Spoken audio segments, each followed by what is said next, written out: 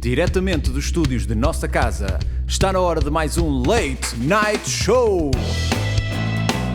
Hoje, com mais um convidado incrível, inigualável, irrepetível e inimitável. Perguntas inoportunas, questões inconvenientes, momentos embaraçosos e aquilo que ninguém quer perguntar no Late Night Show.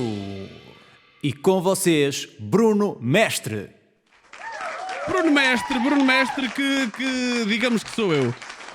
Meus lindos, sejam muito bem-vindos a mais um episódio de Late Night Show, aqui um bocadinho improvisado em cima do joelho. Tenho a sorte de ter aqui uma rede de contactos em que consegui que uma amiga viesse safar o episódio de hoje assim de um dia para o outro. Vai ser um episódio muito interessante. Vamos estar a falar com uma atleta de alta competição que dedicou a maior parte da sua vida ao desporto. Ela também conseguiu sempre conciliar a vida desportiva com os estudos. Está a terminar a arquitetura neste momento. A terminar não, está quase, está a caminho, está a estudar. É nadadora salvadora. E este conjunto de coisas fez com que ela descobrisse um novo desporto, que acho que vai ser uma grande descoberta para todos nós, que é o salvamento aquático. Fazer a minha introduçãozinha da moda, já sabem que é costume no nosso podcast. Hoje temos connosco... Espera aí, não, foda-se, mas não é este. Estava para te apresentar como se fosse o Sparking. Isto arranca tudo bem. É televisão em direto. A nossa convidada hoje não veio a nadar devagar, nem para braçadas no conforto. Ela compete a salvar vidas, bate recordes e arrasta bonecos de 70 quilos e ainda tem tempo para manter notas decentes nos estudos. Literalmente. Campeã nacional de salvamento aquático, ex-nadadora do Vagos, no Mielhada, agora na Académica de Coimbra, dona de um pulmão que aguenta mais do que certas relações, teve um ano de pausa, voltou com 3 ouros. 2 com recorde nacional. E atenção, diz que a pausa foi o melhor que podia ter acontecido à sua saúde mental. Hoje vamos falar de cloro, foco, salvamento, superação com a mulher que mergulha de cabeça em tudo o que faz, Beatriz Gaspar. Agora sim. Agora estamos cá. Espera aí, as pessoas ainda não te estão a ouvir. Agora estão-te a ouvir. Como é que tu estás? Olá, Tudo bem boa contigo? noite a todos. Sim, obrigada pelo convite. É um prazer estar aqui.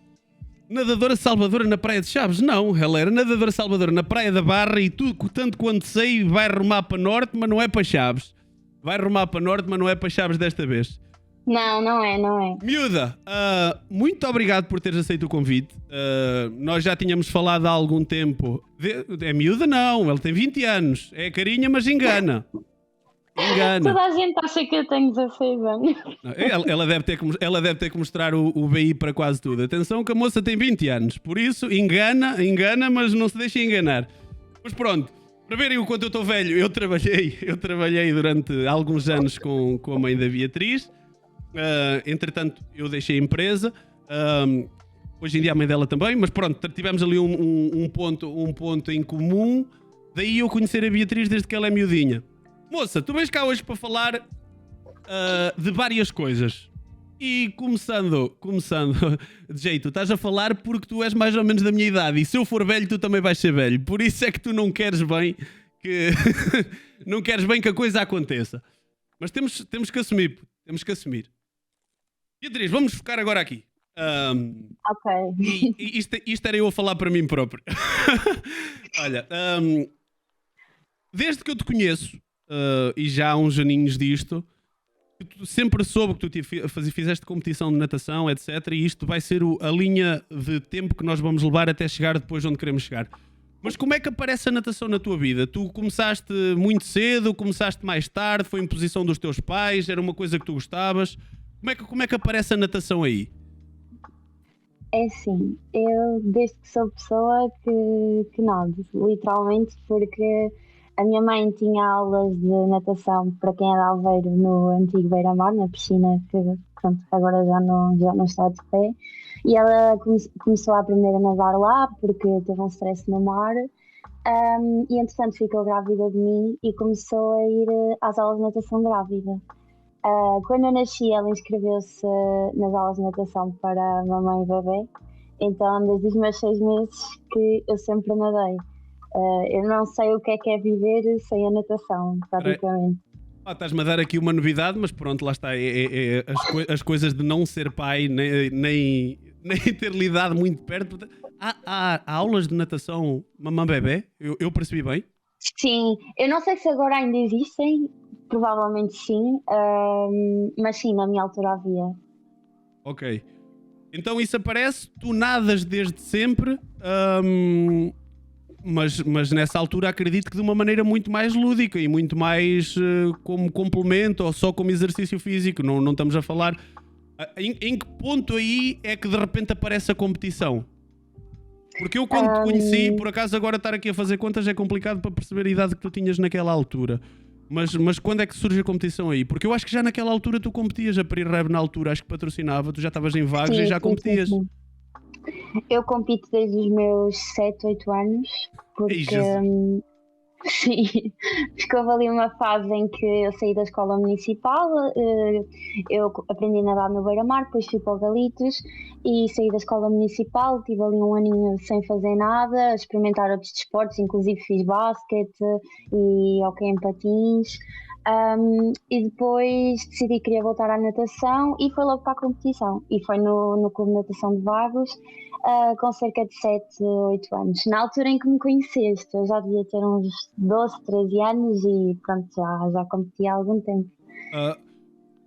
Faz-me um bocado de confusão, não é confusão, porque olhando para as outras modalidades, também a natação não teria por que ser diferente, mas custa-me a perceber como é que há competições de natação a 7 anos, 6 anos, 7 anos. Sim, são chamados cadetes. Nós temos diferentes escalões da natação. Temos 2 tipos de cadetes, cadetes A e cadetes B, mas antes disso, antes de teres idade para ser cadete B ou cadete A, existe um denominado cadete C ou cadete D que alguns clubes têm. Pronto, para aqui a malta mais nova poder competir também, apesar de não serem integrados mesmo na competição dos torrés e da primeira braçada, que são as chamadas primeiras competições das camadas mais jovens. Tu aí, pronto, entras na competição, mas de certeza que há aqui um ponto em que tu te apercebes que isto se torna mais sério. Eu acredito que uma cabeça de 7 anos, 10 anos, ainda não olha para a competição. Claro que hoje em dia nós vemos uma coisa...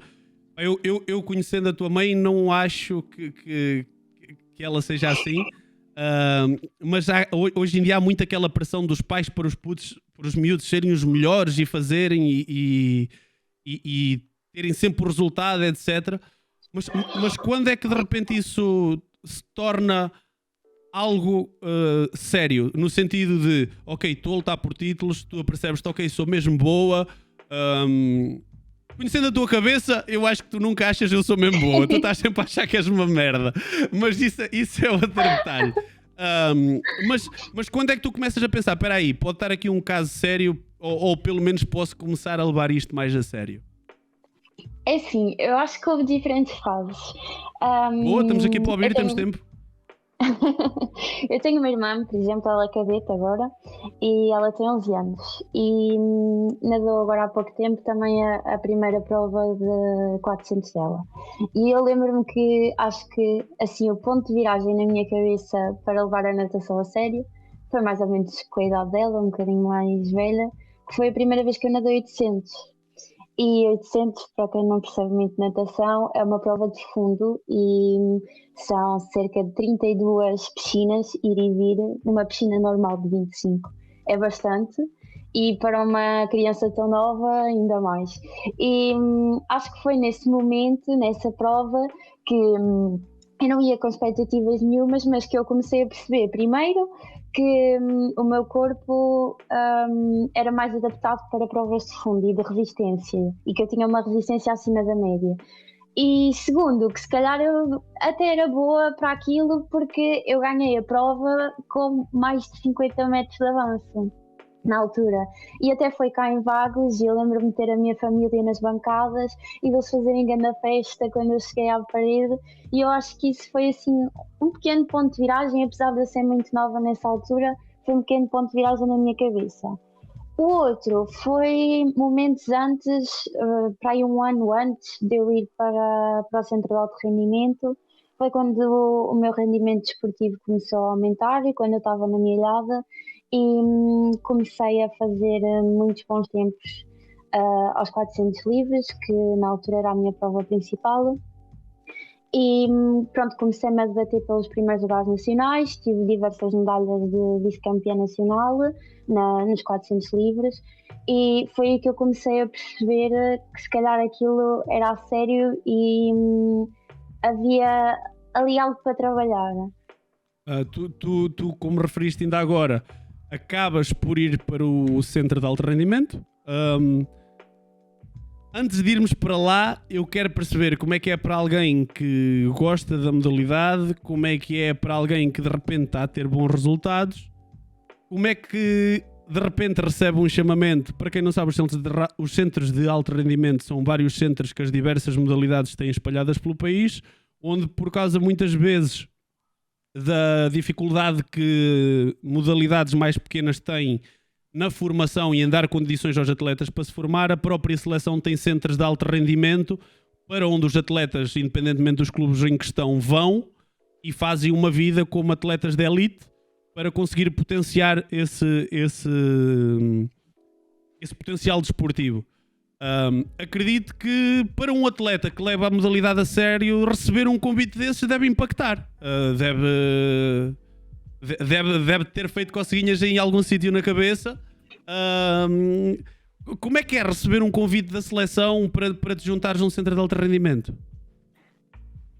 Eu não te sei descrever bem como é que é a sensação. Primeiro, quem é que te deu a notícia? Como é que tu tiveste a notícia?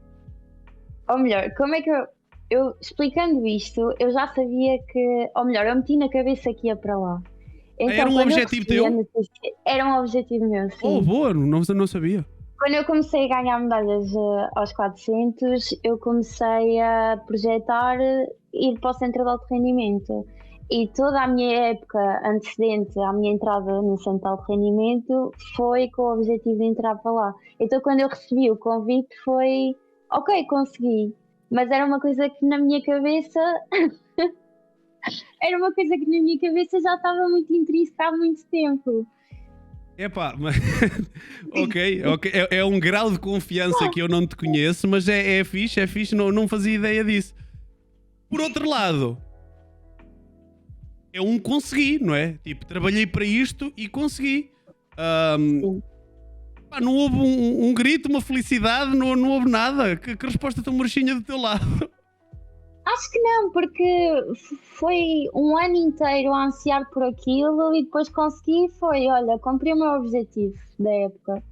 Estes atletas... A partir daqui há mais. Estes atletas têm um objetivo, cumpri. Qual é que é o próximo? Deixa-me ver. Mas é isso. Pronto, então vou colocar a questão de outra maneira. Como é que isso é recebido pela tua família?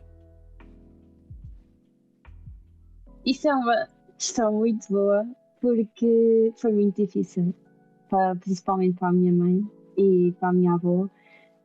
Foi muito difícil para a minha mãe deixar-me sair de casa, e eu só soube isto mais tarde, não soube na altura. Em conversa, já nem me lembro com quem, ela admitiu que lhe tinha gostado imenso de deixar a filha sair de casa tão nova, porque eu fui para lá com 14 anos. Dando assim um contexto, e a minha avó, com quem eu sempre tive imenso contacto, também ficou com o coração nas mãos e foi muito difícil, sim, tanto para eles como para mim. Os primeiros tempos foram bastante difíceis. É que imagina, eu percebo que na cabeça deles deve ser aqui uma balança muito complicada de manter equilibrada, que é, a minha filha é tão boa atleta ao ponto da seleção a querer levar e ela vai ter as melhores condições do país para evoluir, etc. No entanto, continua a ser a minha filha de 14 anos que sempre esteve aqui debaixo da asa e de repente vai para Rio Maior, não é? O vosso é em Rio Maior. Sim, é Rio Maior. E de repente vai para Rio Maior. Pois, acredito que tenha sido. Mas ela passou-te isso? Tu só estás a dizer que só soubeste isso depois, na altura... Ela conseguiu esconder isso de ti? ela conseguiu esconder isso. E eu mas eu acho que foi para o meu bem, porque se eu soubesse que ela se sentia da mesma maneira que eu, acho que tinha sido muito pior. Ok. Entretanto, tu vais para o centro de alto rendimento e aqui eu quero perder mais um bocadinho. Primeiro, para perceber o que é uma rotina de um atleta de alto rendimento. Antes disso, estás a dizer que também te custou a ti? Chegaste com 14 anos, primeira experiência sozinha. Como é que é, de repente, ver-te livre de todo o teu conforto e de toda a tua família e de toda a tua base de apoio e teres que, de repente, tornar-te adulto aos 14 anos? E não é uma adulta, é uma adulta em esteroides, porque sim, é uma adulta com a obrigação de ser uma atleta de ponta. Eu acho que eu não tinha muito noção disso, sabes? Que agora estava a lidar com a vida um bocado sozinha. Eu não tinha essa noção, mas aquilo que mais me gostava era as saudades de casa, da família, da minha irmã. Na altura só tinha uma, eu tenho duas. E sentir principalmente que vinha a casa aos fins de semana e que acontecia toda uma vida sem mim, da parte da minha família. E às vezes, por exemplo, sentávamos ao jantar, ao fim de semana, e os meus pais começavam a falar de coisas que tinham acontecido durante a semana. E eu sentia que estava ali a perder uma fase importante, que estava a ser deixada de lado. Não estavas lá, não é? Sim, sim. E eu acho que isso foi o que mexeu mais comigo. E as saudades de casa. Nessas alturas, ao que é que tu te agarravas? Lá. Ou que no objetivo? Amiga, ainda hoje é a minha melhor amiga. E nós nos tornámos praticamente irmãs. Ainda hoje me dou muito bem com ela, que é a Xana. Nós lá, pronto, acabamos por nos agarrar muito uns aos outros. Somos uma família, somos todos irmãos. E ela acabou por ser o meu grande apoio e acho que sem ela não tinha conseguido passar aqueles anos todos que passei lá e se calhar nem sequer continuava a competir na natação porque ela inspirou muito e dá muita força ainda. Boa! Deixando um bocadinho mais esta parte sentimental e indo para a rotina de um atleta de elite. O que é que um atleta de alto rendimento... Como é que é um dia ou uma semana de um atleta de alto rendimento lá? É assim... Tu vinhas a casa ao fim de semana e ias no domingo à noite? Sim. Ok. E eu só ia no sábado, porque nós treinávamos no sábado de manhã, então eu só ia sábado à hora do almoço. E depois é assim, Rio Maior fica longe de Santarém, só há a estação em Santarém. Então nós tínhamos de fazer uma viagem para aí de meia hora. Não me recordo mesmo se era de meia hora, se houver aí alguém de Santarém, peço desculpa. Mas era meia hora para ir de táxi, de carro, até à estação e lá apanhávamos o comboio e eram mais 2 ou 3 horas até Além. E depois, isto era o regresso, mas como é que era a tua semana lá? Na altura, nós basicamente fazíamos, existe aquilo que é os treinos bidiários, 2 vezes por dia, e nós na altura, eu era demasiado nova, eu estava no escalão de juvenil, então só fazia 2 bidiários semanais, mas os júniores, que é o escalão acima de juvenil, já faziam bidiários praticamente todos os dias.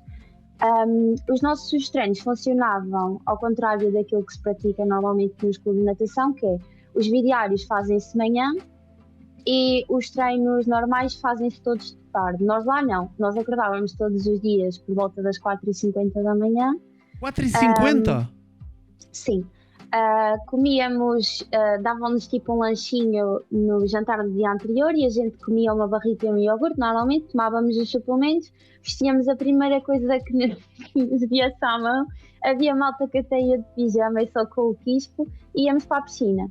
O treino começava às 5h15 da manhã e treinávamos até à hora de ir para a escola, por volta, porque nós ainda almoçávamos, não, peço desculpa, ainda tomávamos o pequeno almoço antes de ir para a escola, mesmo no centro de alto rendimento. Então nós saíamos da água por volta das 8, eu tinha aula às 8h30, então tinha de correr para preparar a mochila. Espera aí, está-me aqui a falhar uma coisa.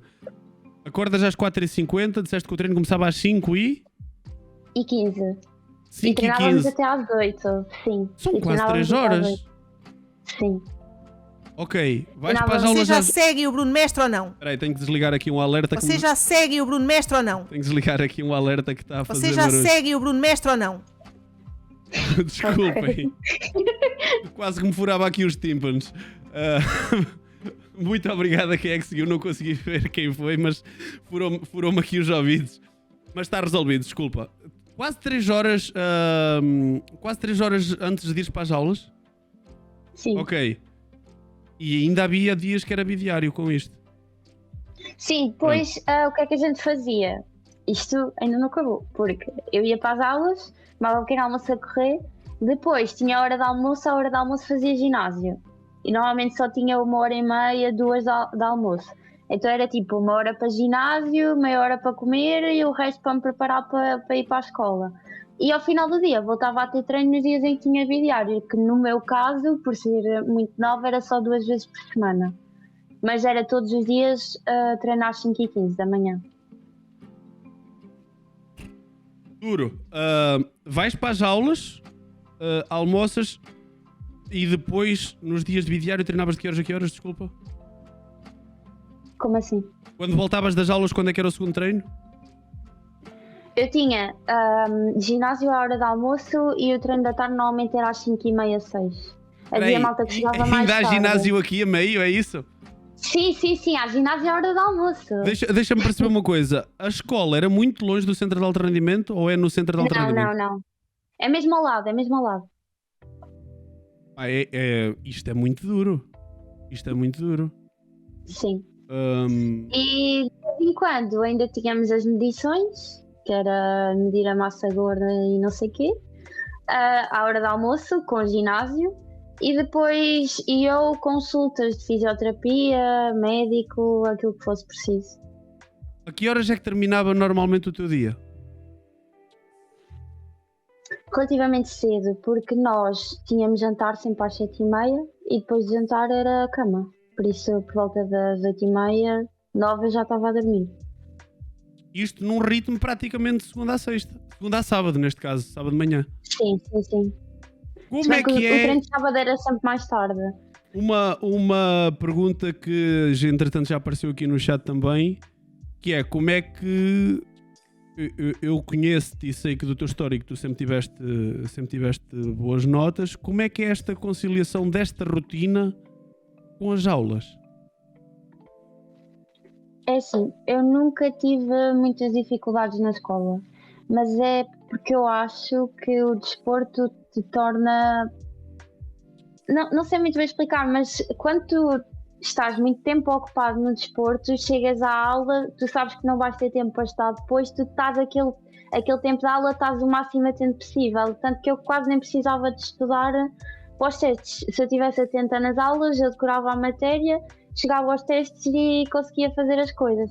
Mas que era difícil conciliar, era principalmente na fase dos exames nacionais que tive, foi bastante complicado conseguir conciliar o estudo e os treinos. Ok. Há assim algum... Não, antes disso. Com esta pancada de treinos e de... Deves mudar muito de condições quando vais para Rio Maior.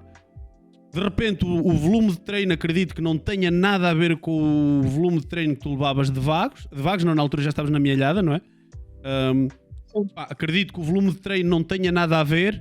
Tu sentiste que isto te fez evoluir? Tu sentiste melhorias? Tu começas a ver isso depois, nos teus resultados, nos teus tempos? Não propriamente. Os tempos que eu fazia antes de ir para o CAR mantiveram-se mais ou menos na mesma linha enquanto lá estive. E eu acho que isso se prende muito também com a pressão que eles nos metem lá. A pressão consome-te muito. Desenvolve. A pressão de tu quereres.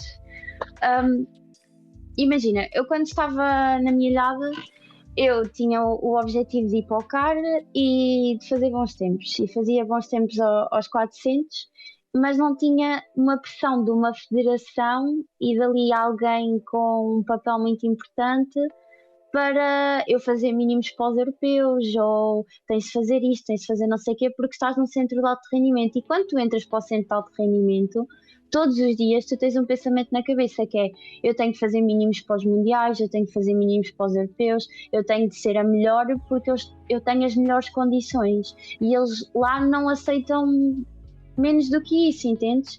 E ameaçavam-nos constantemente de género: ai, se não tiveres bons resultados a gente tira-te daqui. E isso para uma pessoa tão nova Deve ser mexe uma muito pressão com a psicológica do cabeça. caraças. Sim. E eu acho que se prendeu muito com isso, que também não consegui evoluir tanto quanto queria por causa da pressão. Isso de repente não te causa nenhum... Imagina, pá, este esforço, estou a ter esta rotina, isto é tão difícil, estou a cumprir e isto não se reflete nos resultados. Isso às vezes não te deixava desanimado ou não te pregava aí umas partidasitas nessa cabeça? Sim. Lá no CAR praticamente toda a gente era acompanhada por psicólogos. E tem que ser, com esse ritmo Sim. tem que ser.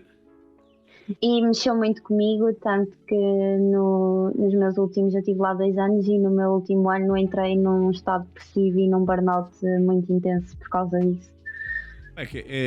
Imagina, é uma pressão muito grande, que eu percebo que seja alta competição, mas é numa altura em que a tua personalidade ainda se está a formar, que tu, enquanto pessoa, enquanto jovem, adulta, adolescente nessa altura ainda, estamos a falar 15, 16, não é? É por aí? Eu fui para lá com 14. Sim, mas depois tiveste até aos 16? Uhum. Pronto, estamos a falar aí nessa fase em que se está a formar muita coisa ainda na nossa personalidade e na nossa cabeça.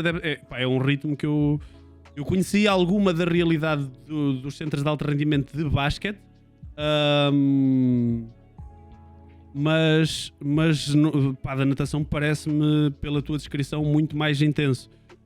A malta está aqui a perguntar: a tua família tinha noção dessa rotina e desse esforço que tu estavas a ter, e dessa rotina, e do que tu estavas, como é que era um dia-a-dia teu lá, e dessa pressão?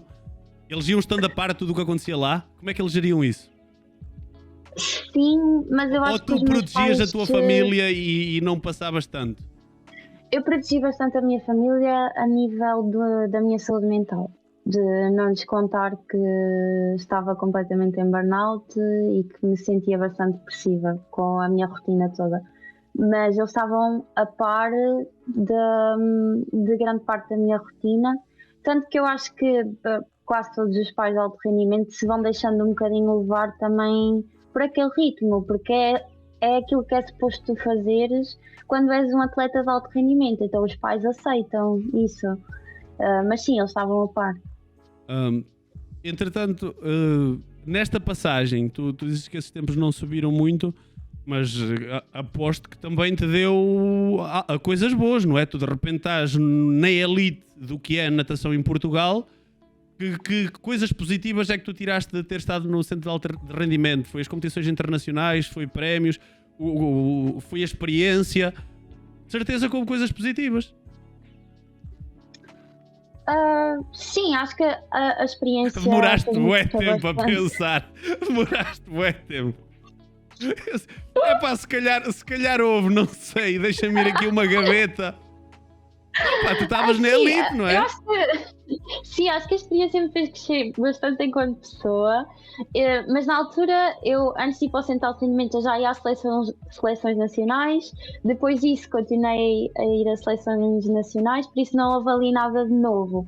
Acho que foi mesmo a experiência daquilo que foi ser, ou melhor, daquilo que era viver só para a natação.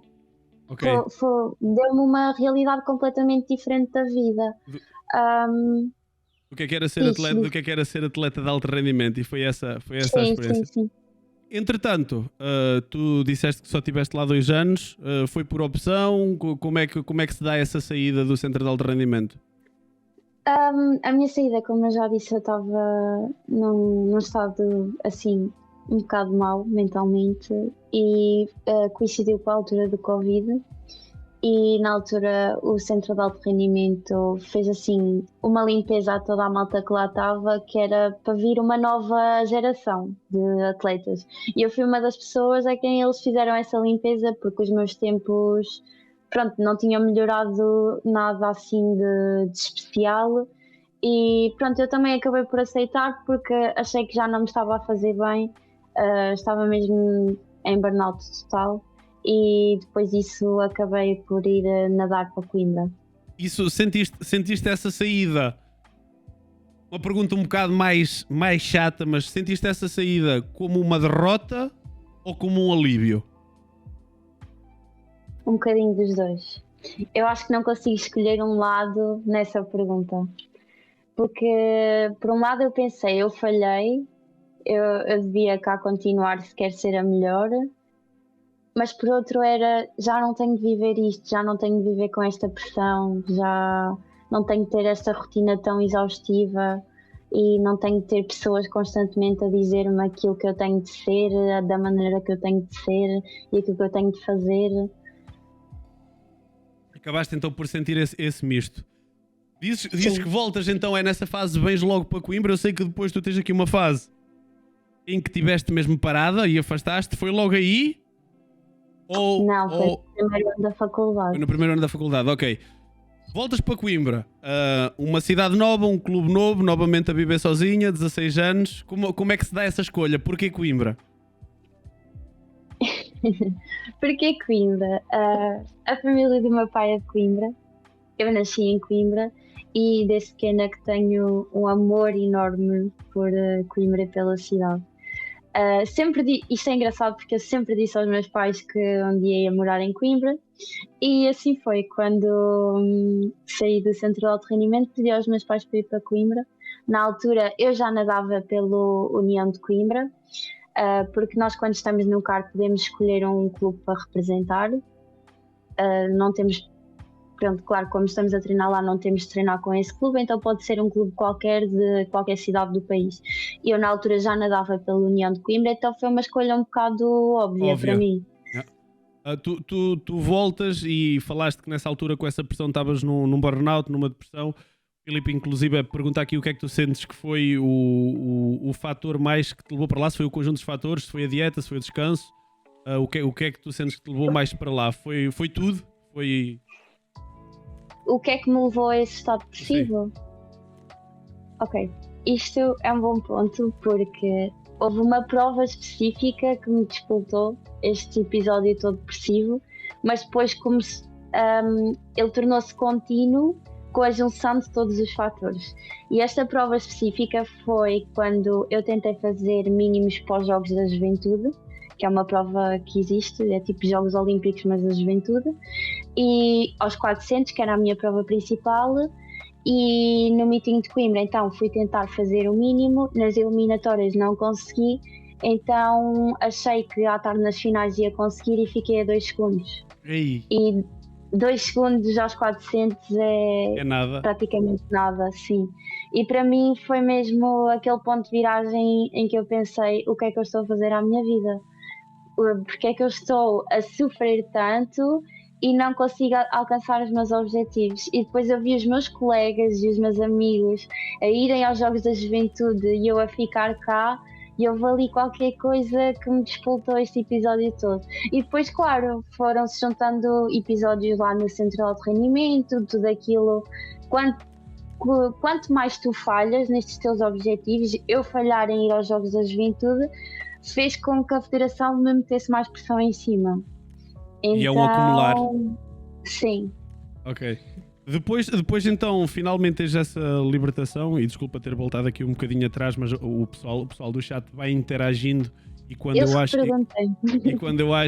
acho que tem a ver com o tema, eu vou metendo aqui, e é uma maneira de integrá-los também na conversa, porque o pessoal está aqui... Estamos com muita gente, só para não te meter pressão, mas estamos com muita gente. E o pessoal está muito interventivo. É provavelmente os podcasts em que o pessoal está a fazer mais perguntas, o que é muito engraçado. Obrigada, volta. Tu vens para Coimbra, e quando é que tu começas a sentir que volta a ser a Beatriz e essa cabecita volta a ficar mais ou menos organizada? Demorou tempo? Foi logo? Ou foi quando fizeste a pausa depois à frente? Não teve nada a ver com a natação, por acaso, quando eu me voltei a sentir eu mesma, mas teve a ver com o nascimento da minha irmã mais nova. eu senti que quando ela nasceu. A tua mãe vai estar a ver este bocadinho e a correr assim uma lágrima. Eu senti que quando ela nasceu, todos os meus problemas amenizaram. Toda a dor que eu sentia amenizou e eu tinha ali uma nova motivação e uma razão de viver e pronto. Desde aí que... Sabes que é muito comum, normalmente para reverter essas situações, ser assim um evento mais marcante. E o nascimento de uma irmã encaixa perfeitamente nessas descrições que fiz. Pá. Aposto que isso também deve ter criado uma relação muito engraçada com a tua irmã e que deves ter uma ligação muito, muito gira com ela. Sim. Ok, voltas, dizes que continuas a ir às seleções, então os resultados continuaram a ser bons. Tu saíste do centro de alto rendimento, mas a competição continua sempre lá em cima. Sim. Depois, na altura, comecei também a praticar a modalidade de águas abertas e acho que isso também ajudou muito. Explica às pessoas o que é que são águas abertas. Eu sei, mas as pessoas podem não saber. É assim, nós na natação temos a natação pura, que é praticada dentro das piscinas, e temos as águas abertas, que são provas praticadas em rios, barragens ou mar. E eu comecei a praticar, e normalmente as provas de águas abertas são sempre para cima de 1 km, ou seja, são provas de fundo de resistência. Na altura eu comecei a praticar águas abertas e como era fundista juntou-se o útil ao agradável e acho que isso também me ajudou muito a voltar a sentir aquele gosto pela natação e é muito diferente. Bichinho. Para quem nada e só em si, tu sentes diferença, mas em termos de competição, principalmente porque a parte das distâncias tu já fazias fundo, já fazias provas de resistência, é muito diferente nadar em piscina e em águas abertas. Qual é que é a grande diferença para ti? É muito diferente. Isto pode ser uma coisa um bocado pessoal, mas eu acho que é geral toda a gente que nada águas abertas. Nós estamos em contacto com o mundo, com a natureza e não há nada melhor do que isso. Tu praticares o teu desporto e estares ali, depois eles quando fazem as provas de águas abertas é sempre em cenários incríveis e nós estamos a nadar e a ver as árvores, a ver às vezes peixes a passarem ao nosso lado e é uma sensação de liberdade incrível. Mas isso é mais em termos de ambiente, em termos de técnico assim, há alguma diferença ou... É sim, porque há provas muito longas que nós temos de fazer abastecimentos, como se faz nas provas de corrida, por exemplo, que tu tens de parar a meio e beber água, nós paramos a meio e bebemos isotónico, que nos é dado, é muito engraçado porque são umas canas que têm um copo na ponta e os nossos treinadores atiram-nos assim a cana e nós a nadar, estamos assim numa abraçada, apanhamos o copo, bebemos e atiramos para cima do treinador. Eu tenho que ir procurar vídeos sobre isso porque isso pareceu muito cómico. É um bocadinho. E sim, nós fazemos abastecimentos em distâncias acima de 7,5 km ou 7,5 km. E a nível de técnica também é diferente na respiração. Nós na natação de piscina respiramos para o lado. E na natação de águas abertas nós sabemos o percurso através de boias grandes, amarelas. E tu para ver as boias tu não vais respirar para o lado, tu tens de respirar para a frente. Por isso sim, gera muitas contraturas aqui. É essa a diferença das águas abertas para a natação pura. Andas sempre com as costas todas empenadas ou nem por isso? Sim. Um bocadinho. Isto aqui então tens 16 é ali 11º ano, 11º ano acabas o secundário 17 e vais para a universidade. Tu estás a tirar arquitetura. Eu sei que tu não começaste em Coimbra, apesar de agora estares a estar em Coimbra, na altura foste lá para baixo, para o Alentejo. É esse ano que acontece a pausa? Sim. Ok, e essa pausa acontece porquê? Por falta de disponibilidade lá? Porque precisavas mesmo de parar para organizar a cabecita? Como é que tu decides fazer uma pausa? Porque acredito, para quem isto foi a tua vida desde que tu nasceste, como tu disseste, de repente o estranho para ti não é parar. O estranho para ti não é nadar, o estranho para ti é parar. Como é que acontece isto e esta decisão? A pausa começou por não ser voluntária. Se houver aí alguém no chat de arquitetura, provavelmente vai perceber isto, mas a arquitetura tira-nos muito a vida pessoal. E é um ritmo louco, nós deixamos de conseguir fazer as nossas coisas e é só faculdade, faculdade, faculdade, faculdade, diretas, diretas, diretas, para conseguirmos acabar as tarefas que os professores nos pedem. E o meu primeiro ano foi assim um bocado um choque. E depois, como eu estava numa cidade nova, eu fui estudar para Évora, como eu estava numa cidade nova, não conhecia assim muito bem o esquema de clubes e piscinas e não me sentia confortável e era tudo novo para mim, eu acabei por deixar a natação um bocadinho de lado, mas quase numa maneira de sobrevivência para sobreviver ao primeiro ano da faculdade. Então acabou por ser um bocado involuntário. Mas com o passar do tempo eu comecei a perceber que para a minha cabeça foi muito melhor eu ter feito esta pausa, porque para quem levou a natação tanto tempo a sério, eu consegui voltar a ter aquele bichinho e aquele gosto por nadar só por nadar e não competir para fazer X tempo ou para ir a certa prova. Não, voltei com gosto pela natação. Foi um afastamento de um ano total? Tipo, tu não entraste numa piscina mesmo? Ou de vez em quando lá te dava o bichinho e tu ias nadar porque te apetecia, como estavas a dizer? É sim, não chegou a ser um ano total, porquê? Porque eu tirei o curso de natação Salvador nesse ano. 23, então. Estamos em 2023 na história, ok. Então acabou por não ser um ano. Eu fui tirar o curso e tive 1 mês e meio a nadar. Por causa do curso. Também, deixa-me que te diga, de repente alguém dizer que tirou o curso de nadador Salvador no Alentejo, lamento amiga, mas eu não me sentia confortável em que tu fosses nadadora Salvador da minha praia, numa terra que eu só conheço por haver calor e montes. Estou a brincar, pessoal do Alentejo, estou a brincar, eu gosto muito. A piscina de Évora é boa. Estou a brincar com vocês, gosto muito do Alentejo. Engraçado que tu és de Aveiro, uma vida ligada à piscina e aqui aparece-te o salvamento e o curso de nadador Salvador quando tu estás no Alentejo. Como é que isto aparece? Explica-me um bocadinho. É que é um passo que não é muito lógico, não é? A saudade de nadar estavam a surgir? Foi alguém que tu conhecias?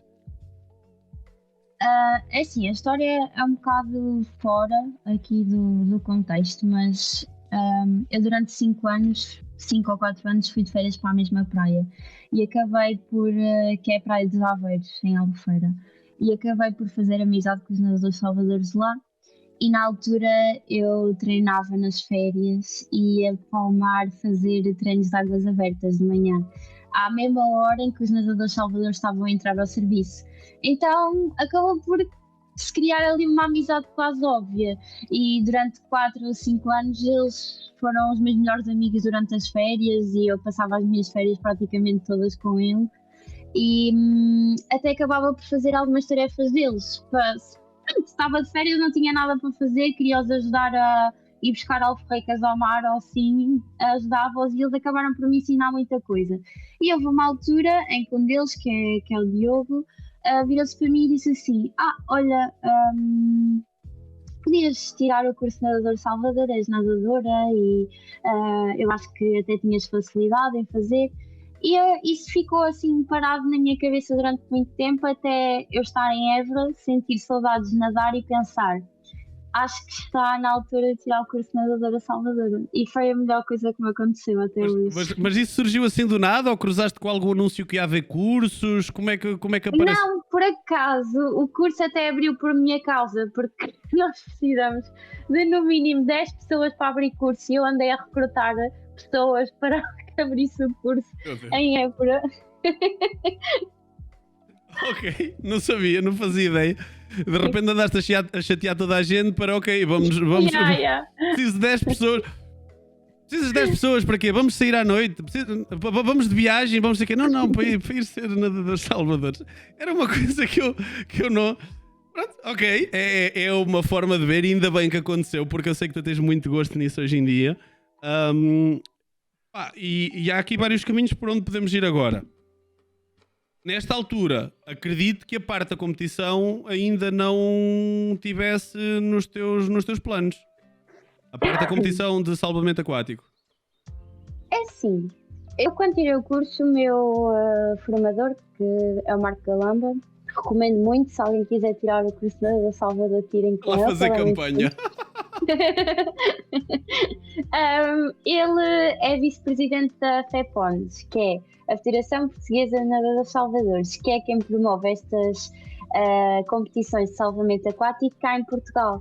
E ele, em todas as formações que dá de nadadores salvadores, mete no final da formação um slide no PowerPointzinho a dizer: inscrevam-se no salvamento aquático.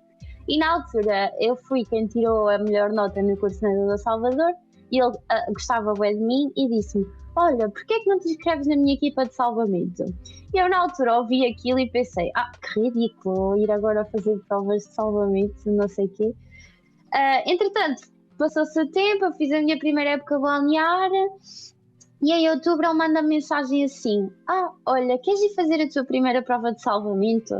Eu assim: olha, por que não? Vou experimentar. E adorei, até hoje.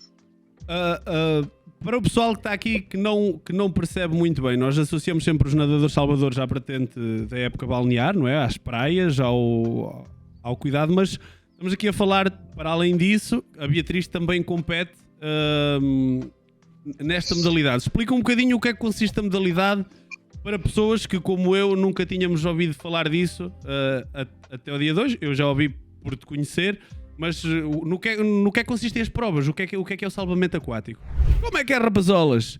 Só uma pequena pausa, já voltamos para o vídeo, só para vos pedir para deixar o vosso like, subscrever e, se puderem, seguir nas redes sociais Bruno Mestre com 0 no lugar do O.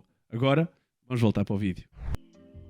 Então, o salvamento aquático em Portugal ainda não está muito desenvolvido, infelizmente, mas, por exemplo, mesmo aqui ao lado temos um ótimo exemplo, que são os espanhóis, que são vice-campeões europeus e já tiraram várias medalhas nos mundiais. De praticamente todas as provas, têm um nível altíssimo do salvamento aquático, e isto consiste em nós competirmos com aquilo que é o nosso trabalho. Temos o campeonato de piscina curta e o campeonato de piscina longa, e depois ainda temos os campeonatos de praia e outro campeonato que eu não me estou a lembrar bem o nome porque é relativamente recente cá em Portugal, mas consiste em primeiros socorros e simulação de primeiros socorros. Para quem não está muito familiarizado com os nadadores salvadores, nós também temos uma grande vertente de primeiros socorros e emergência médica no nosso curso, e isso também se reflete um bocadinho nas nossas provas de salvamento, que acabam também por ser aqui um bocadinho um treino para quem o pratica. Na piscina, nós acabamos por fazer, as nossas provas são simulações de salvamentos, seja sem meios. Agora não sei como é que isto, para explicar à malta, é assim: nós temos o salvamento com meios e salvamento sem meios. Vocês já devem ter visto nas praias que os nadadores salvadores usam um cinto que diz nadador salvador, normalmente pode ser amarelo ou vermelho, e usam a boia torpedo, a famosa boia torpedo que vocês veem no Baywatch e assim. As marés vivas, saudades, claro que sim, claro que vimos as marés vivas, não é chato? Isso é aquilo que nós chamamos os nossos meios principais, e nas nossas provas nós normalmente utilizamos o cinto, só o cinto. Depois também temos provas em que utilizamos o boneco. Não sei se alguma vez viram um manequim de salvamento aquático, mas é um pedaço de plástico para aí com 1,20 m, para aí, que cheio pesa 70 kg, vazio por volta de 30, porque ele tem uns pesos aqui à frente e em baixo, e nós enchemos com água para ele ficar com o peso que nós queremos. Há provas em que o rebocamos cheio ou meio cheio, e depois podemos utilizar ou meio ou sem meio. E há provas também em que utilizamos bravatanas ou não utilizamos bravatanas. Isto pode ser um bocado confuso, mas eu juro que é mais simples do que parece. Okay. Basicamente é tentar simular todas as eventualidades que te possam acontecer enquanto nadadora salvadora, só que numa vertente mais desportiva. Sim. Ok. Depois temos também os campeonatos de praia, em que utilizamos canoas para salvamento, pranchas de surf, que vocês também já devem ter visto, que é a prancha do ISN, por exemplo. Aquelas grandes que têm as pegas de lado. Pegas, sim, também utilizamos e fazemos provas de corrida, porque também é uma vertente bastante importante para os nadadores salvadores. Nas provas dos primeiros corros, só este ano é que foram implementadas cá em Portugal, mas costumam-se fazer nos mundiais e nos europeus de salvamento aquático.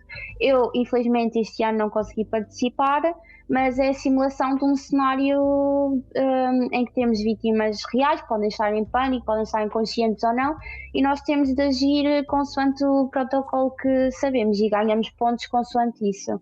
Ok. Antes de ir para aí, eu quero fechar aqui o capítulo da natação standard, vá, porque tu, entretanto, voltas a competir, tu ainda hoje vais a competições, tu acabas em Évora e no segundo ano consegues mudar para Coimbra. E é aí que tu voltas, antes de irmos para a parte do salvamento e da parte da praia em si, encerrar aqui este capítulo, como é que é depois, como é que tu decides voltar à competição de natação normal? Soa-me um bocado mal eu a dizer natação normal, como se a outra não fosse. Não, percebes. Mas pronto, como é que tu voltas já à competição que fazias antes, como este ano de paragem, como é que foi para ti? Como é que tu tomas essa decisão?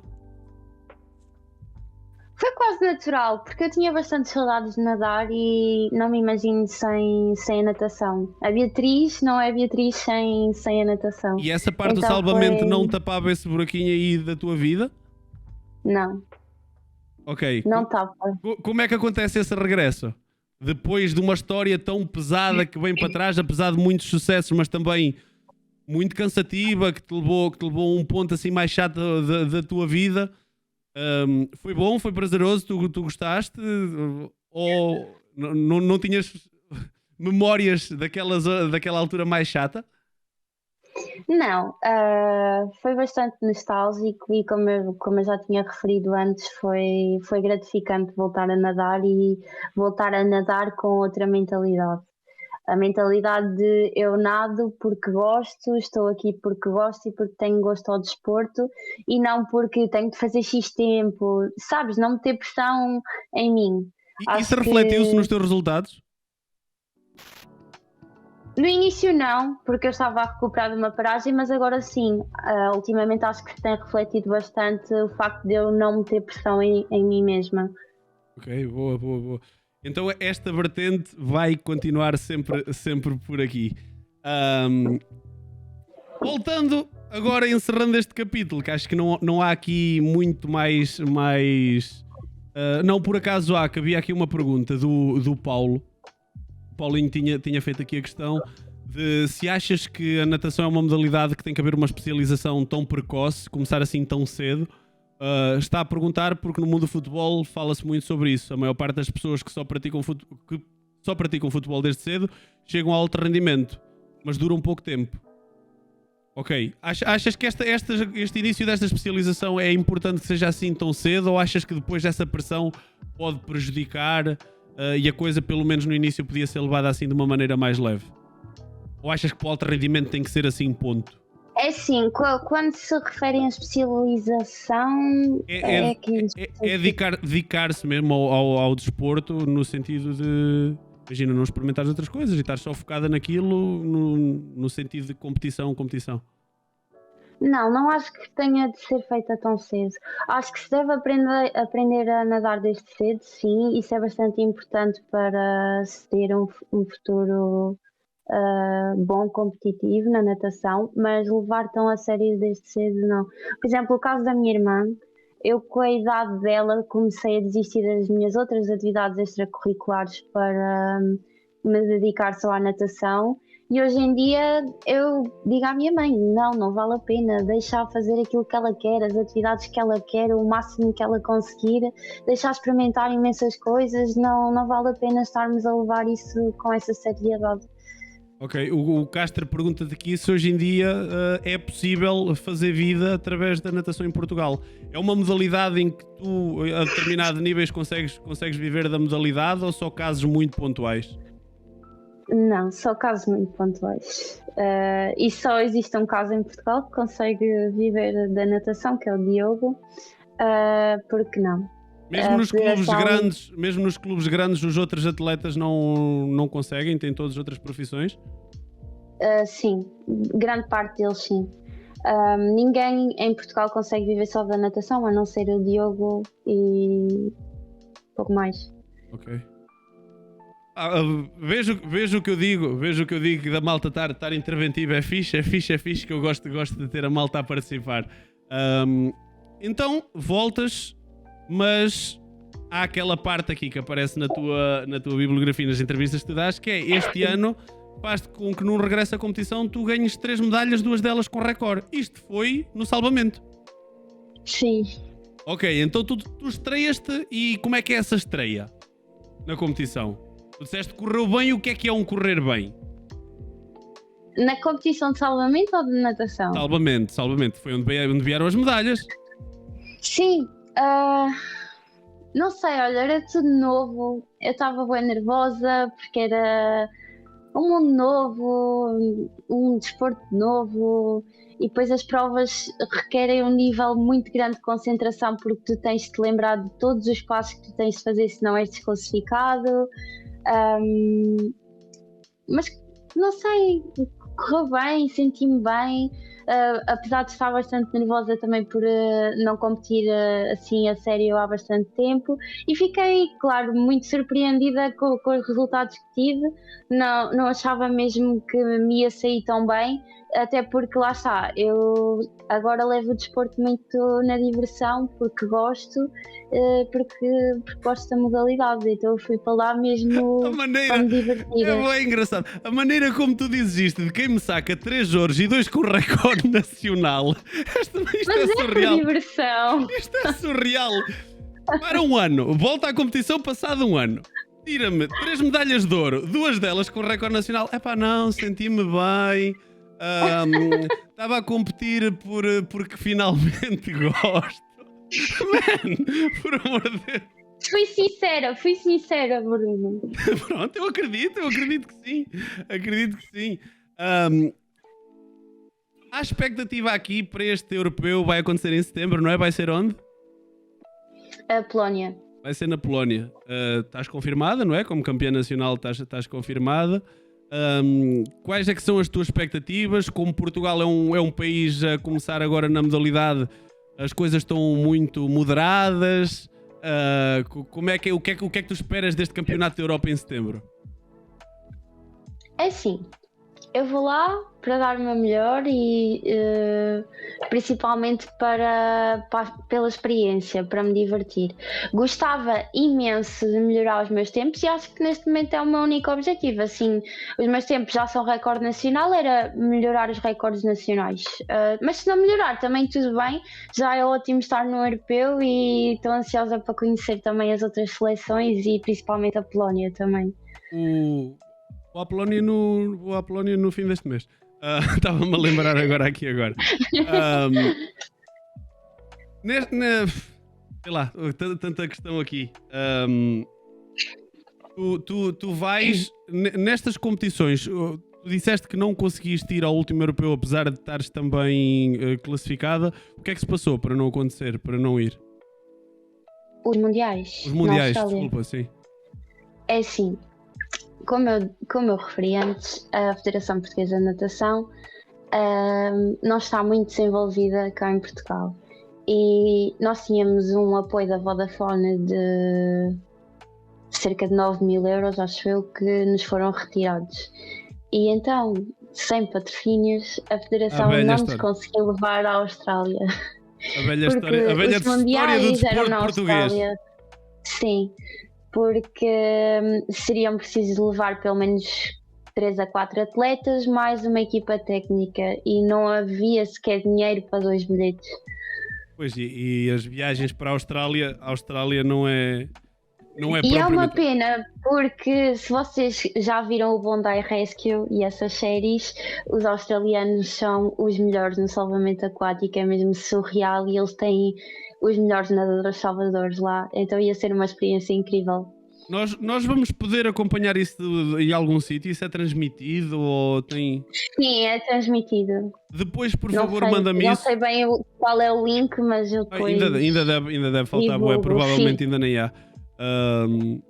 Depois passa isso que a malta está aqui e eu depois partilho com eles para quem quiser assistir e acompanhar. Maltinha, o Man Maxim também já colocou aí as redes da Beatriz, por isso quem quiser seguir está aí afixado. Nem que mais não seja depois acompanhar por lá, que ela vai partilhando as coisitas dela também do que vai fazendo como nadadora nas redes. Entretanto, há aqui a vertente mais séria disto, não é? É as praias e é a época balnear. E não é a competição com bonequinhos e às vezes a vida de pessoas está em risco. Por acaso a malta está aqui a perguntar mais umas coisitas da natação antes de irmos. Eu vou só fechar. O swimmer's body e a estrutura óssea em particular para a natação é importante e é um fator decisivo ou é apenas um mito? Aquela história de os nadadores têm que ter um tipo de corpo específico ou há características. Falava do Michael Phelps ter aquela fisionomia e que aquilo potenciava. Isso existe mesmo ou é mito? Existe mesmo, mas depende da distância que nadas. Para velocidade tens de ter um certo corpo e para fundo tens de ter outro. Que conselho davas a alguém que está mais ou menos na tua situação antes de Covid? Agora arrisca-se tudo e fica-se mais 6 anos a tentar ficar no topo? Espera aí, não estou a perceber, desculpa. Que conselho davas a alguém que está mais ou menos na tua situação antes de Covid? Agora arrisca-se tudo e fica-se mais 5 ou 6 anos a tentar ficar no topo ou entre o topo e simplesmente fazer uma pausa como tu fizeste e começar de uma outra forma desportiva, porém sem competitividade. Pá, a malta podia escrever com pontuação, era mais fácil. Para de ser hater. Forma desportiva, porém sem competitividade de topo. E sim, contribuir para que aumente os atletas em qualidade e em quantidade. Alguém que me parece que também estava numa situação tipo a tu antes do Covid, que te levou à paragem, e achas que se deve fazer aqui esta pausa e que esta pausa faz bem? Ou achas que... Eu acho que tu já respondeste ao dizer que a pausa te fez bem e que a pausa te serviu para vires com uma nova cabeça, pelo menos para organizar ideias. Eu acho que já acabaste por responder um bocadinho a isso. Sim, eu acho que, claro que depende de pessoa para pessoa e de personalidade para personalidade, mas acho que no geral fazer uma pausa muda muito a nossa visão. Pelo menos dá de perspectiva, não é? Sim. Ok. Bem, maltinha, vamos fechar aqui este capítulo? Ou querem fazer alguma última... O random tweet? Vamos fechar aqui as perguntas de natação. Quem quiser deixar alguma coisa, aproveita agora. Havia aqui, não sei se tu podes partilhar ou não, que é mais ou menos... não podes dizer...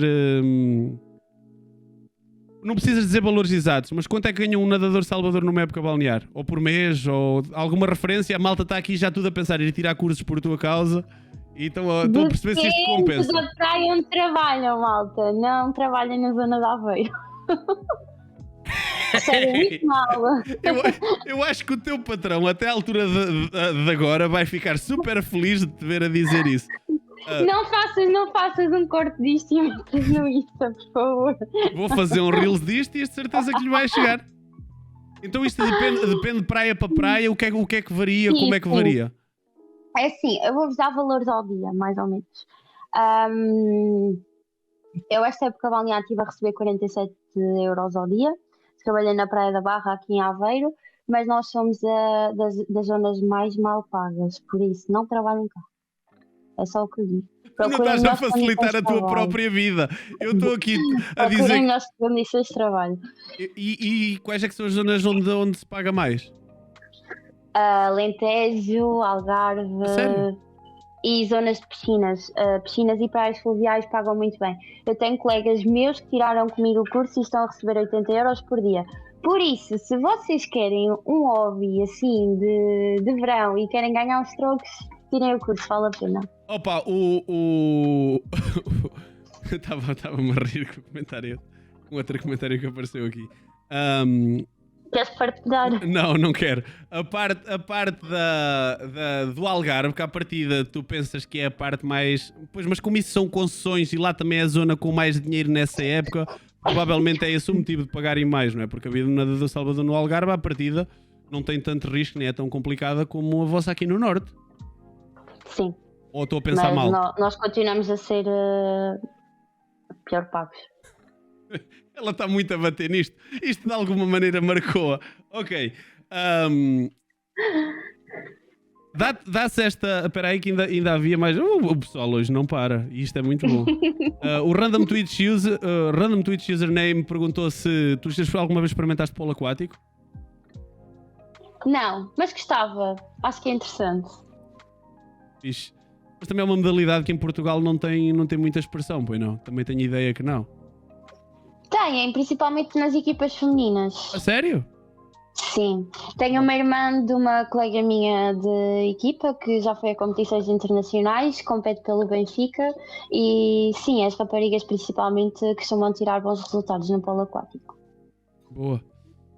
Maltinha, vamos fechar aqui este capítulo de natação, competição e vamos aqui para uma parte muito importante que, principalmente para a malta como eu, que são de zonas costeiras, é sempre uma aventura.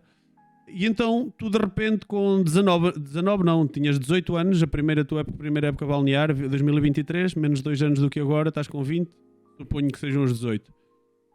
Sim. Como é que é de repente tu passares para um sítio em que ali sim a responsabilidade não são resultados, mas de repente podem estar vidas de pessoas em causa, não é? Tu acusaste muita pressão, como é que foi essa primeira época balnear?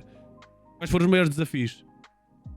A minha primeira época balnear, eu sinto que quando tu acabas de tirar o curso, tu sentes que és capaz de fazer tudo. És tu capaz? Sim, Ok. tu sentes-te um super-herói e começas a ganhar medo com as situações que vês. Ou seja, quanto mais experiência tu ganhas, mais cauteloso tu ficas, mais medroso tu ficas, porque vês as situações a acontecerem e não imaginavas que podiam acontecer. Recordas-te da primeira vez que tu tiveste essa noção, na tua primeira época balnear? O que é que aconteceu que te fez logo ter esse choque com a realidade? Sim. Queres partilhar? Nem por isso? É assim, foi uma situação em que eu me meti no mar em marés vivas. Não foi uma boa escolha de todo. Estava um dia muito mau na praia e foi aí mesmo que eu percebi que se calhar não era assim tão... não era de ferro. Essas situações no curso não são treinadas? Tipo, não vos metem em situações assim mais agrestes para vocês... Sim, mas tu nunca... Há situações que psicologicamente tu não és de ferro. Há sempre coisas que... Aliás, eu tenho várias situações no trabalho que me geraram stress pós-traumático, que estou a trabalhar em terapia, e uma delas foi essa das marés vivas, porque... Logo a primeira? Achei mesmo que... Sim. Oh. Foi a primeira, mas foi no final da primeira época balnear. Já foi no final. Acho que foi tipo os últimos dias. Vamos fazer aqui, assim como fizemos para a natação, quando tentámos descrever um bocadinho da tua semana, a rotina de um nadador Salvador. Como é que é? Tu acordas de manhã, por volta de que horas? Vais montar o material? Fala-nos um bocadinho como é que é. É relativamente simples. Eu acordo por volta das 8, arranjo-me por volta das 9h30, estou na praia, começo a montar o posto, às 10 tenho o posto metido e tenho de içar a bandeira, porque senão a Polícia Marítima passa multa. E depois é passar o dia na praia. Já tenho o posto de praia montado, observar as condições. Uma cena que eu não referi: normalmente quando eu acordo eu vou ao telemóvel e vejo as condições do mar, quando é que como é que está o vento, como é que estão as correntes, como é que está a nível de energia, como é que vai estar a meteorologia, para eu ter mais ou menos noção daquilo que eu vou encontrar na praia. E depois, enquanto eu estou a montar o posto, das 9h30 às 10, eu vou metendo uma coisa no posto de praia, vou olhando para o mar e vou analisando mais ou menos que bandeira é que eu vou meter. Depois de meter a bandeira, monto o meu posto avançado, que é o chamado guarda-vento e cadeira. E depois vou Espera lá, nós não podemos deixar passar isto. O posto avançado que é chamado guarda-vento e cadeira. Porquê? Porque é um guarda-vento e uma cadeira. Uma cadeira, exato. Espera lá, isto tem tem aqui um nome super técnico, que é o guarda-vento e cadeira. Porquê? Porque é um guarda... Ok, podes continuar. Montas o posto avançado. Sim, monto o posto avançado e depois vou analisando a situação, se formou algum agüeiro, se há alguma corrente que está a tornar perigosa para os banhistas, se há banhistas que estão com comportamentos de risco. Pronto, é tudo uma questão de analisar os fatores. É verdade aquela história que às vezes quando vocês estão mais cansados e não vos apetece tanto, metem sempre bandeira vermelha? Não é verdade. Nós com bandeira... Quais são os critérios? Assim, isto é um estigma que nós temos de combater. Mal está aí no chat. Isto vocês agora vão aprender. É assim, bandeira vermelha nós temos o dobro do trabalho do que bandeira verde. Eu já tive muitos banhistas a dizer-me: ai, a menina meteu bandeira vermelha porque não quer trabalhar. Desculpe, eu tenho de estar a apitar aos banhistas de 5 em 5 minutos para eles não entrarem na água. Eu tenho o dobro do trabalho, malta. Por isso, quando vocês virem um nadador Salvador a meter bandeira vermelha, não é porque ele não quer trabalhar. É porque ou a água não tem condições, ou há alforrecas, ou há tubarões, ou há agüeiros, que muitas das vezes é o que acontece. Vocês não veem ondas. Já aconteceu. Tipo, imagina, temos alguma espécie de cena que não podemos deixar os banhistas na água ou assim. O pessoal no chat está todo a dizer que acredita. Não acreditam. Leandro, grande abraço, pá. O Leandro está aí no chat. E, por exemplo, às vezes aquilo que acontece é, nós temos um agüeiro e os banhistas olham e não veem ondas. Então pensam, está a bandeira vermelha, ela está a gozar com a minha cara porque isto não tem ondas e eu aguento. E depois enfiam-se no agüeiro e nós temos de ir lá buscar. Por isso não, bandeira vermelha não é para a gente ter menos trabalho, malta. Qual é que é assim... essa que tu estás a contar é óbvia e toda a gente que vai à praia no verão acaba por notar, que é a malta que tem aqui alguma dificuldade em respeitar as bandeiras. Exatamente por isso que tu estás a dizer, porque às vezes o mar não aparenta aquilo que na cabeça das pessoas acham que devia ser a bandeira que devia estar. Quais é que são assim, as maiores dificuldades que tu tens enquanto nadadora Salvador em lidar na praia? Com os banhistas, a malta não te respeitar? É assim, eu acho que quase ninguém me respeita na praia. Primeiro por ser mulher. Achas que isso tem impacto? Sim. Achas que os teus colegas homens são mais respeitados? Sim. Isso, o Leandro que está aí era o Leandro... Castelhano, sim. Sim, ele que diga, ele vai confirmar.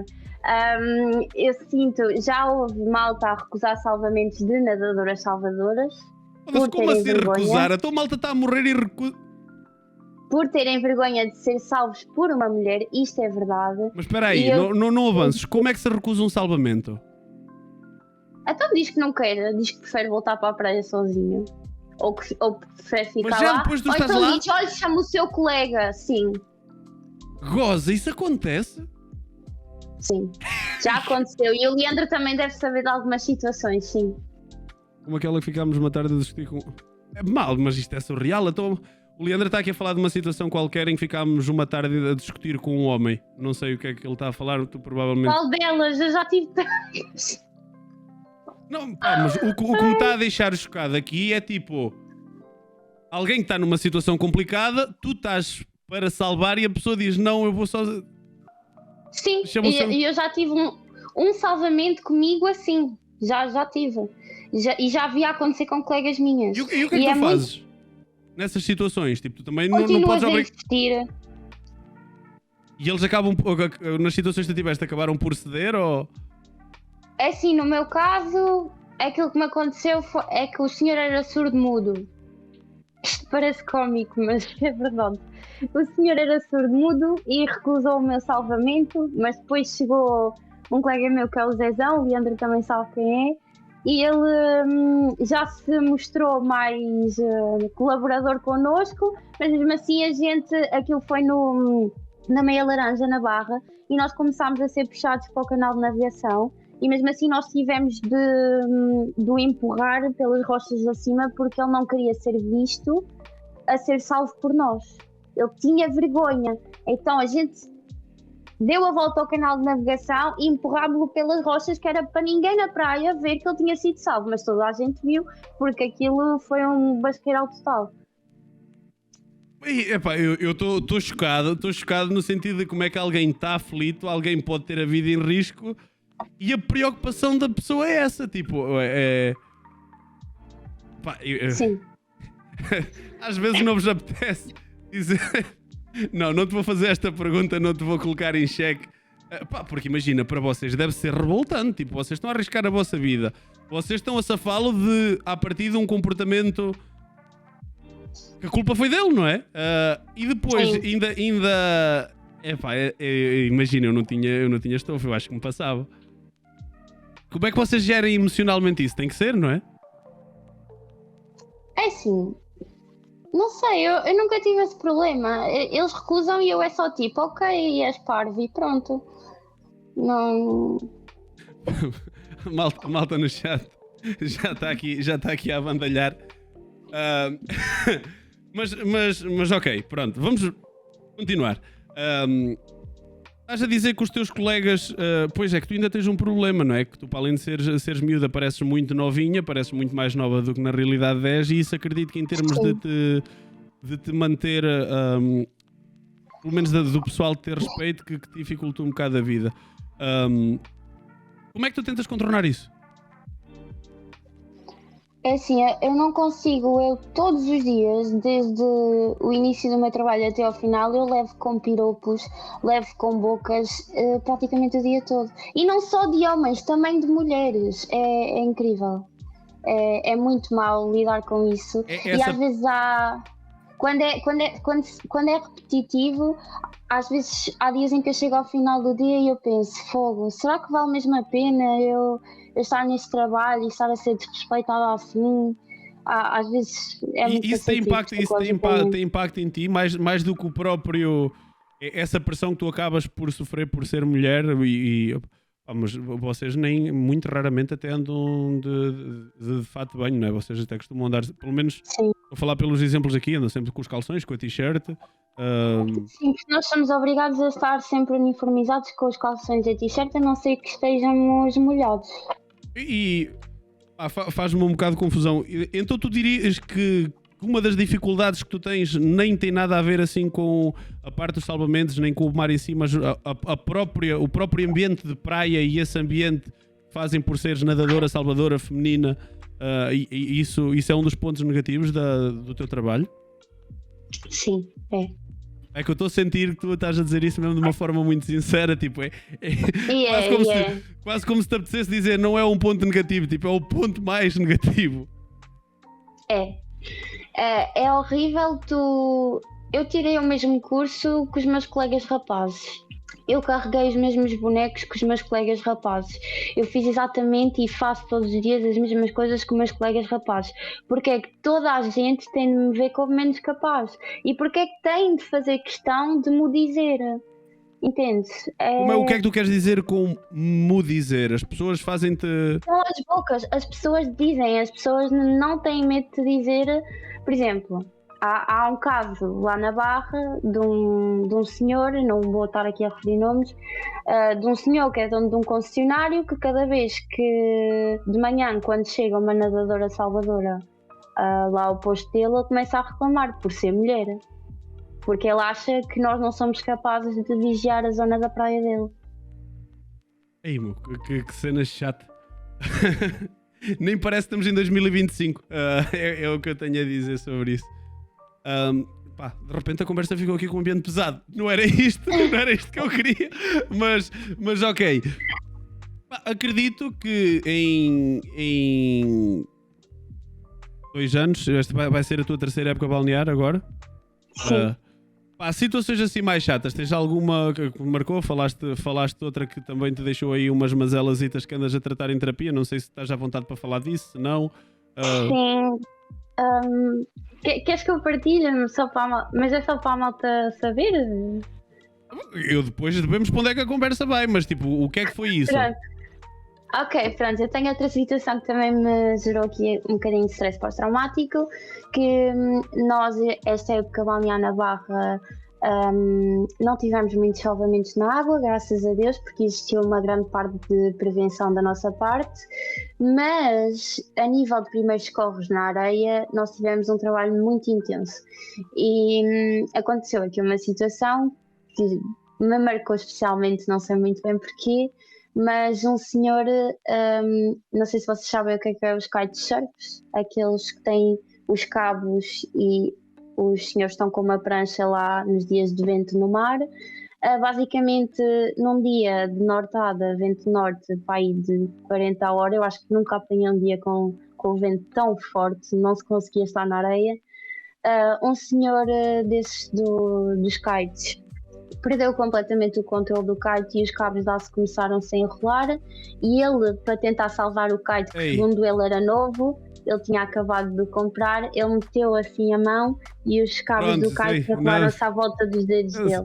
Ele amputou os dedos e eu tive de socorrer e até hoje é uma coisa que me gera um bocadinho de stress pós-traumático. Acho que foi assim das situações piores que eu já tive. Obrigado, arrependi-me no exato momento em que fiz a questão, arrependi-me de a fazer. É que diste! Então muitas vezes o trabalho nem é tanto os salvamentos em água, mas é este tipo de situações. Há muitas situações disto de malta que se aleja nas praias e... Sim, dependendo muito das zonas das praias, temos desde malta a abrir sobrolhos com pranchas de surf, malta a empalar paus nos pés dos passadiços, malta a cair dos passadiços, malta a cair nos passadiços, malta a cair no paradão. Pessoas que, não sei se vocês sabem o que é uma onda quebra-coco, mas é basicamente... Sim, é aquela onda bué alta que quebra mesmo no fundo da areia, mesmo no início da areia. Já levei com algumas. Já tivemos pessoas a deslocar rótulas, aí também. Ou seja, então tem que ter um trabalho. Tem que ter ali um trabalho de primeiros socorros e de assistência, pelo menos aquela primeira assistência muito forte. Sim. Nós damos uma boa base de primeiros socorros no curso. E acho que às vezes as pessoas não têm noção que nós, para além da parte aquática, também somos assim uns socorristas. Ok, boa. Peixe-aranha, fazer xixi para tirar a dor? Não. Malta, não façam isso, é mito. Como é mito? Sabes mais que os velhinhos que dizem quando és picada pelo peixe-aranha? É mito. Então vais-me dizer que o que eu andei a fazer até hoje é mentira e que não se deve fazer? Opa, se resultou e é um método que tu gostas, para mim, tudo bem. Se te tirou a dor, tudo bem. Mas não recomendes. Há outras maneiras. Um potinho de água quente é bem melhor do que fazer xixi. Ok, se calhar é daí da água quente. Alforreca, o que é que... Nós costumamos ter problemas com alforrecas aqui para o nosso lado, nem por isso está a malta a perguntar aqui no chat. Nós costumamos ter alforrecas, sim, mas elas dão à costa já praticamente mortas. E muitas das vezes servem, nós temos bastantes golfinhos na nossa zona que vão passando, na Barra costuma-se ver bastante ao longo do ano, e elas acabam por servir de comida aos golfinhos. Algumas das vezes elas vêm dar à costa, mas não costumam picar as pessoas porque chegam já mortas. Uma vez no Arião a fazer surf encontrei já morta. Mas assim, uma cena monstruosa, nunca tinha visto uma coisa assim. Sim. Nós nem estávamos a perceber bem o que é que aquilo era.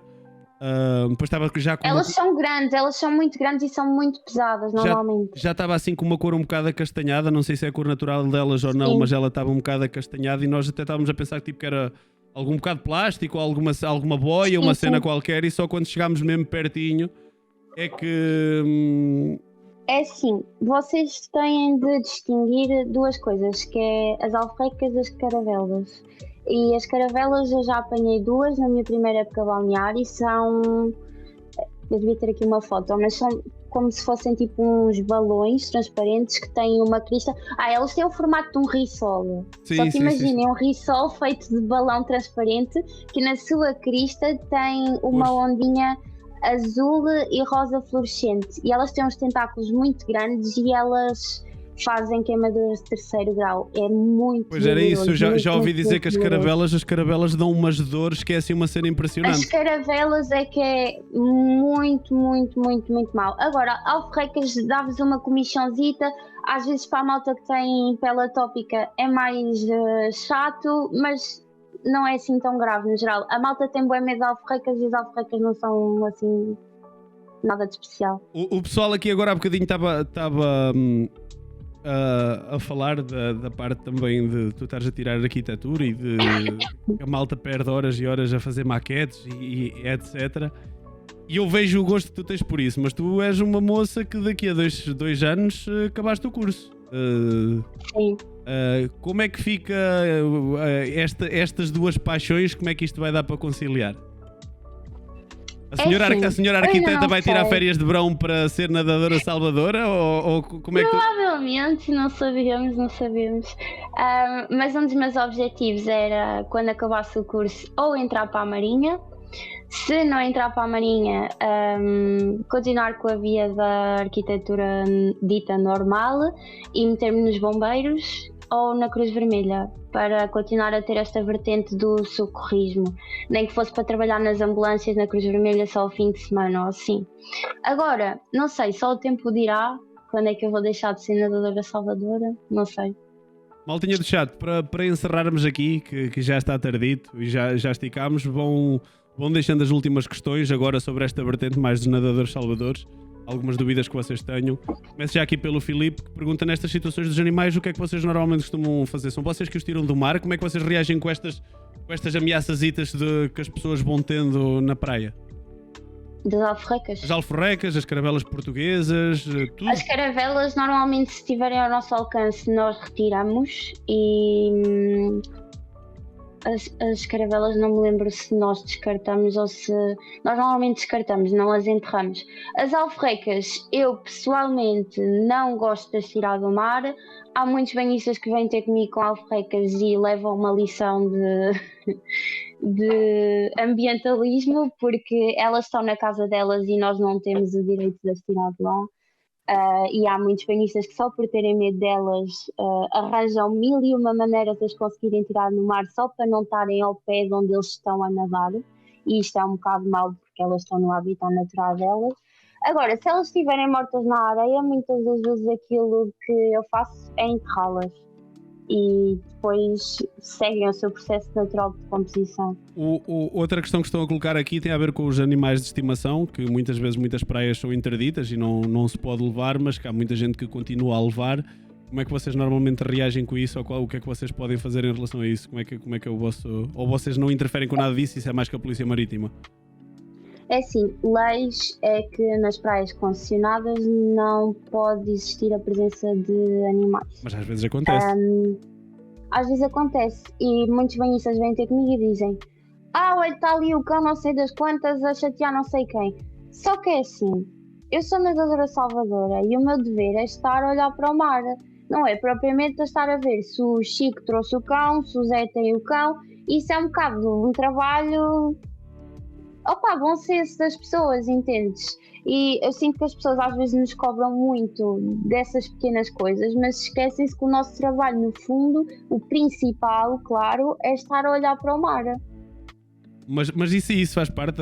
Vocês aprendem alguma coisa a lidar com isso? E isso é a vossa responsabilidade? O quê? Expulsar os cães? Sim. Não é?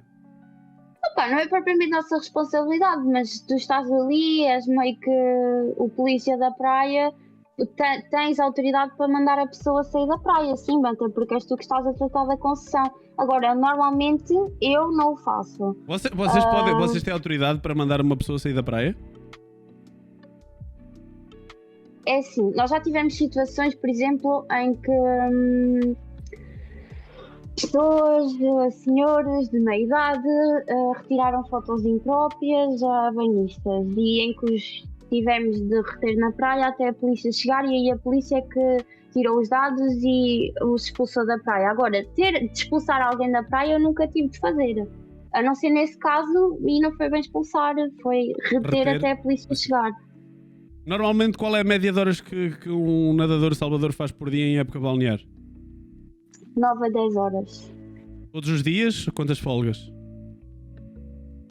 Podes tirar uma folga, há zonas onde podes tirar 2.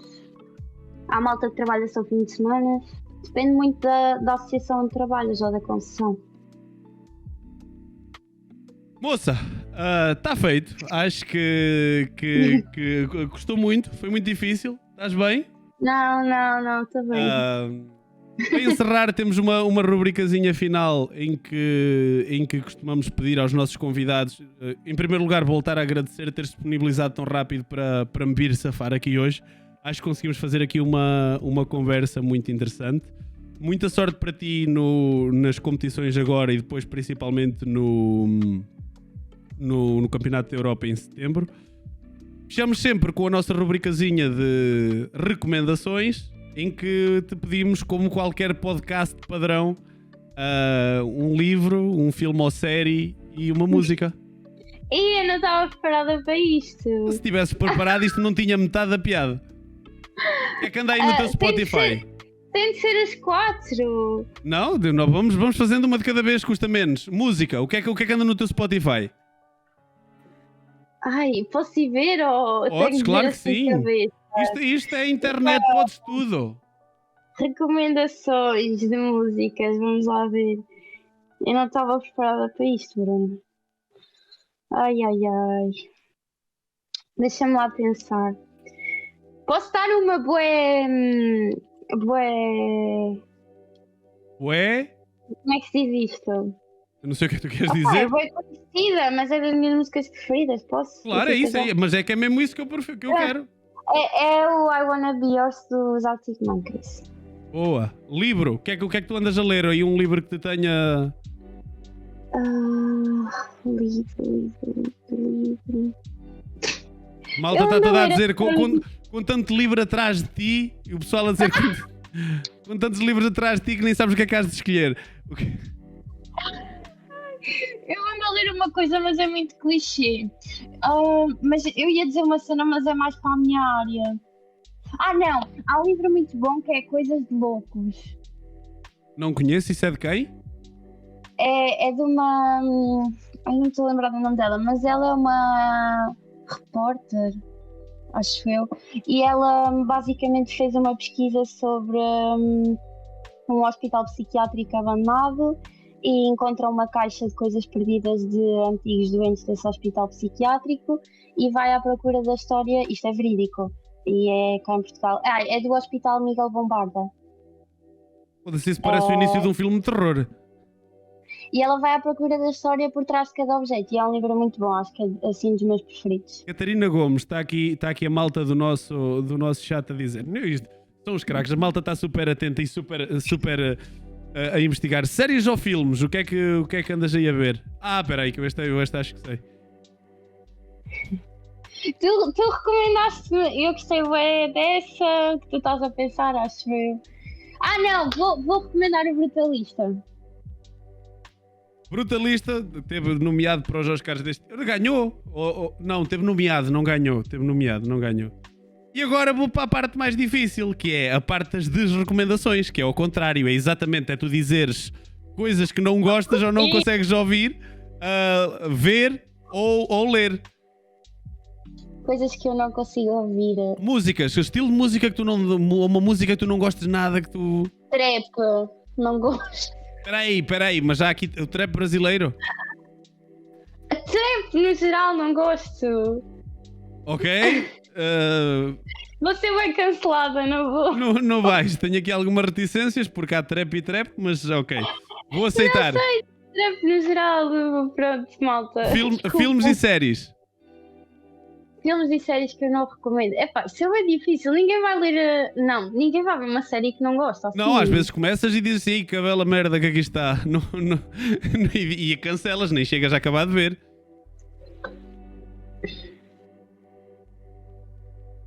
E eu, Bruno, não sei. Séries é bem difícil. Eu nunca vejo assim nada que eu não gosto. Patrulha Pata. Não? Não vai? Olha, pode ser. Patrulha Pata, bota aí. Livros. Alguma coisa que tenhas lido, que não tenhas gostado ou que digas não leiam isto? Opa, há boas cenas que eu li e não gostei, mas não me estou a lembrar do nome. Inclusive, eu dei esse livro ao meu namorado porque não o queria. Eu ainda não me estou a lembrar do nome dele. O namorado a achar opá, olha que romântico, ela está-me a dar um livro e ela a pensar, foda-se, não gostei nada disto, toma.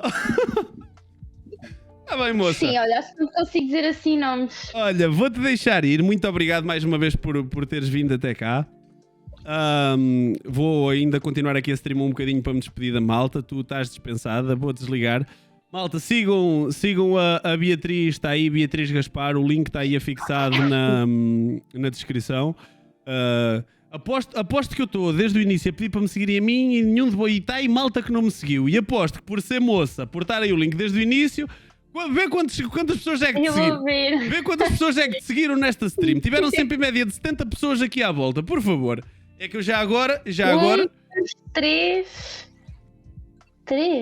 Três pessoas, malta. Achei que a malta ia ser mais agressiva, ok. Só 3 pessoas, vocês também são miseráveis. Estou a falhar.